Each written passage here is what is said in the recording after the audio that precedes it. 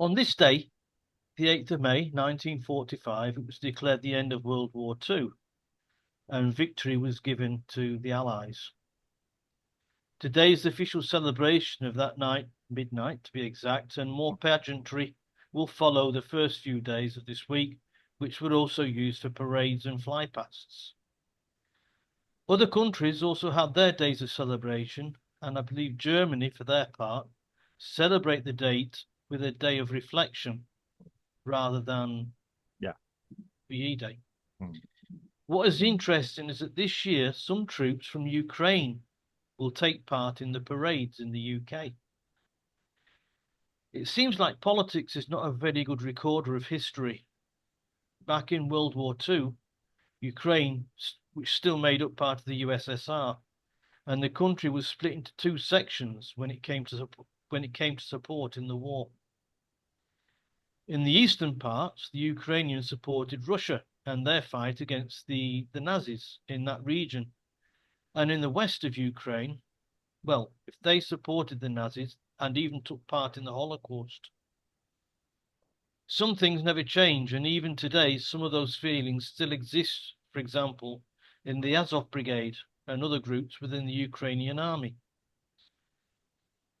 Politics being politics, and you never let a photo op go to waste, it's the Western Ukrainians who will take part in the parades. Go figure. And of course, it was the Russians who was an important force in the war back then in defeating the Third Reich, and not only being snubbed, but also have fallen out of favour when it comes to British politics. Now, the British Prime Minister, I'm sure, will use these celebrations to try and raise patriotism for the country, and I'm sure the armed services will use the occasion for a recruitment drive. But it looks like if a recent poll by Ipsos has anything to say, the British public will not be buying it.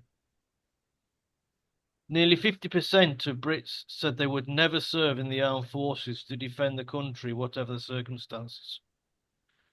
Only 1 in 3 said they would take up arms.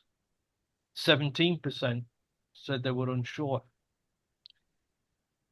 It seems that of the people polled, 49% of the men would go to war, compared to only 21% of the women. Younger participants of the poll, aged 18 to 34, 42% would likely go. Of the 35 to 54-year-olds, 28 said no chance whatsoever.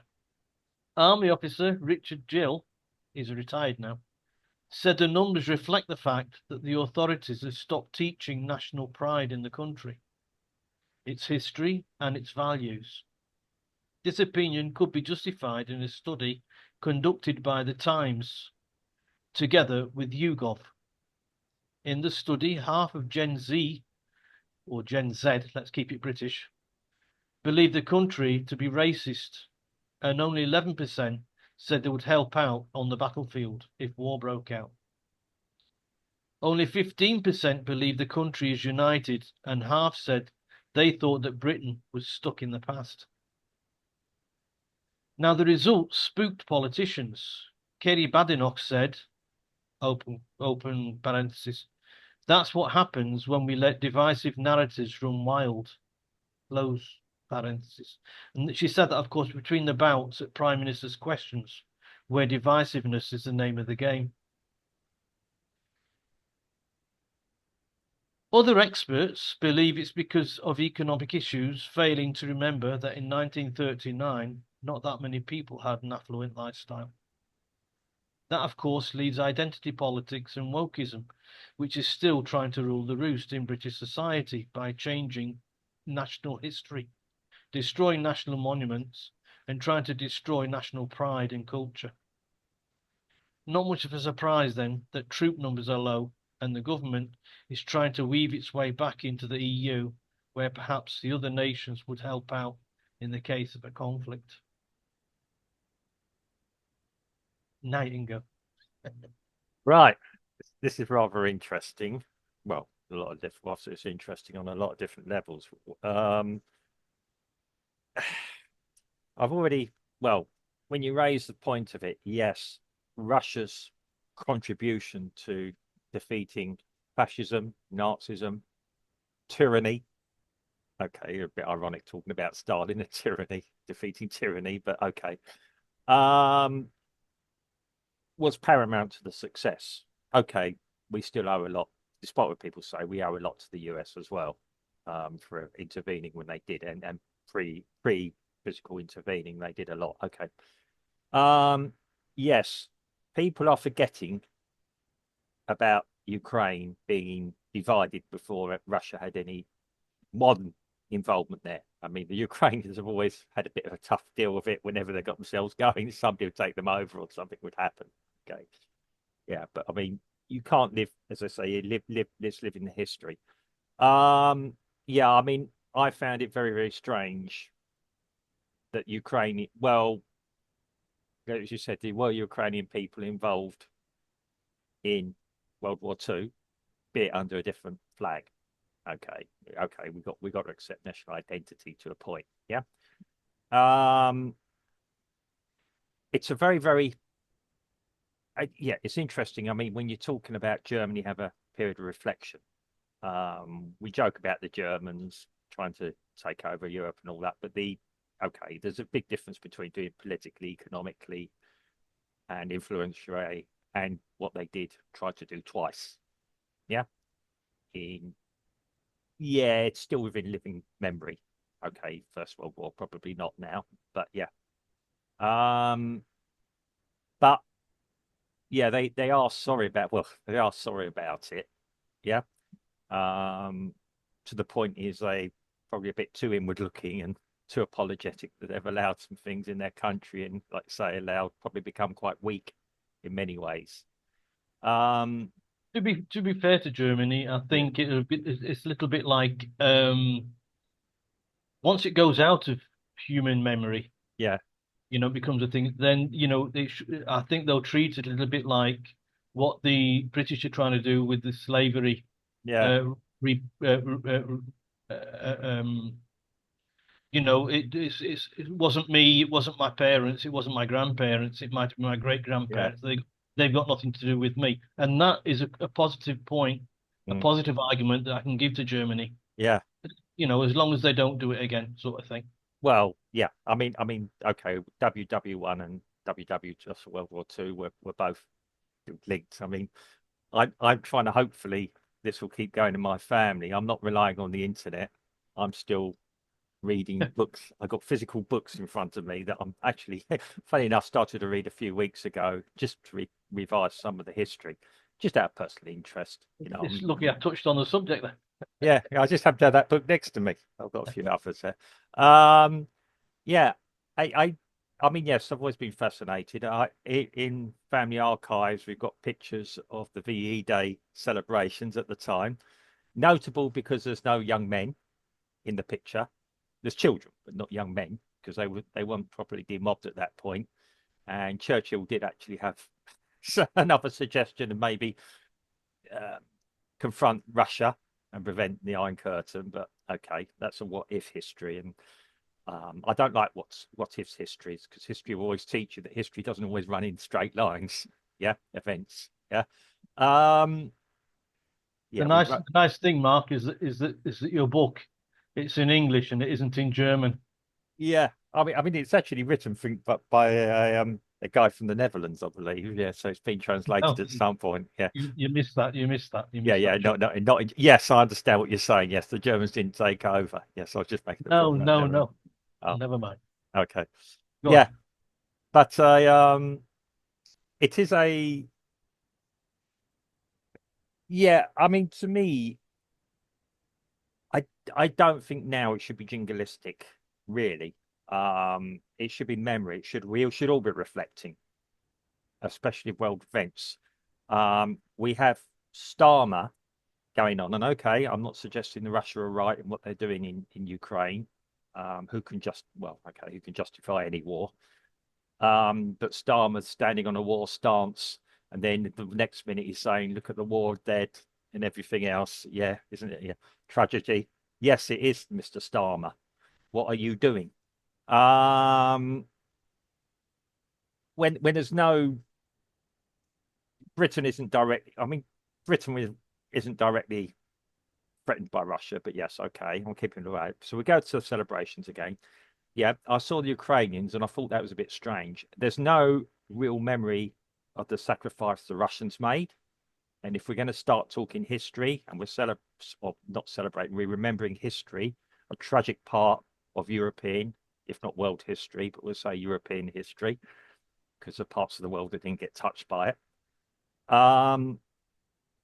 And yeah, there's still Russian families who lost grandparents and great grandparents. Yeah. The biggest loss of one nation, biggest sacrifice. Okay, the Russians had a different way of doing war than maybe the others did, but their bravery saved Europe, in effect. They were the first to get into Berlin. Whatever you may think of what happened to the population, how some of the population were treated in Berlin. Yeah, history has a way of dealing. History isn't always perfect, but we've got to reflect on this. I'll be quite honest. It's sad that the 80th anniversary is happening now in the UK with the present administration. I'm going to get a bit political with this. An administration, as you said, have been disloyal to the British people. Very divisive.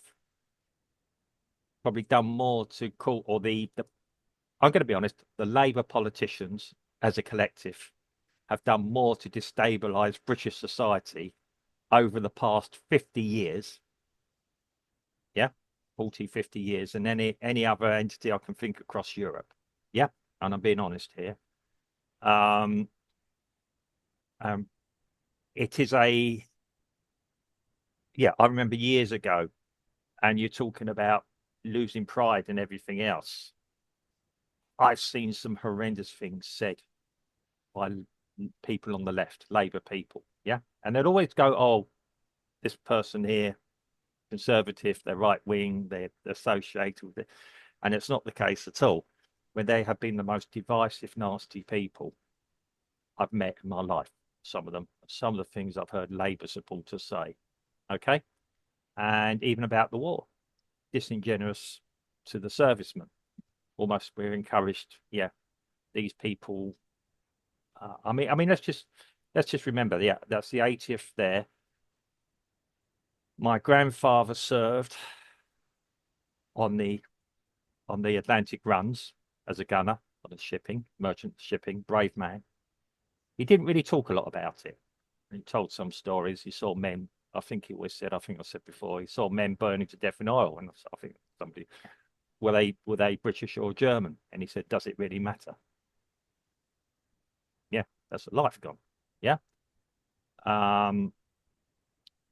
And also my great uncle, whom I'm named after, was a family name, but I'm named after.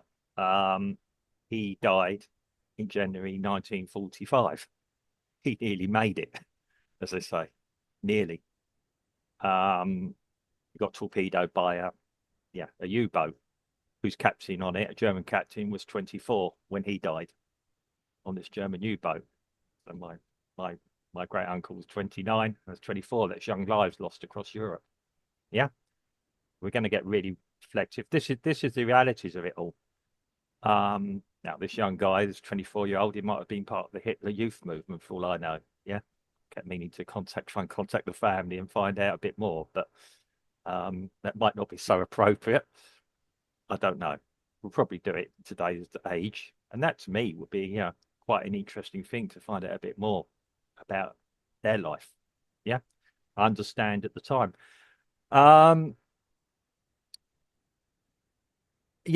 To say, wokeism, we're losing our identity as people across Europe. Yeah. Well, I'd just like to concentrate on Great Britain because I am. whole thing. I mean, we've had some recent things where anyone who was, I'm getting onto this, anyone that was voting for Brexit was being called all sorts of names. Yeah.